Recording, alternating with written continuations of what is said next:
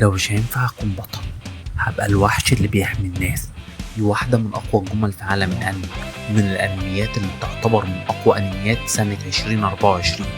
كايجو نمبر 8، الأنمي اللي بيحكي عن كافكا شاف فشل إن هو يحقق حلمه إن هو يكون بطل، فاشتغل إن هو ينظف الجثث بتاعت الوحوش اللي بتدمر العالم. ولكن في يوم حياته بتتقلب لما وحش بيقرر إن هو يرتبط بيه ويديله قوته الخارقة. ومن هنا بتبدأ رحلة البطل بتاعنا اللي مش عارف هو عدو ولا منقذ. كايجو نمبر 8 هو انمي ذكي جدا، بيفكرنا شوية بانمي باراسايت اللي هو الطفيلي لو انتوا فاكرين، بس بطرح انساني مختلف كتير وبقصة مختلفة في نواحي الدراما بشكل حلو. والاحلى ان السيزون التاني كمان بتاع كايجو نمبر 8 بقى عليه ايام، فتقدر تتفرج على السيزون الاول لو انت ما اتفرجتش عليه. فلو بتحب الاكشن والدراما والتحولات النفسية شوف الانمي ده وانصحك بيه بشدة.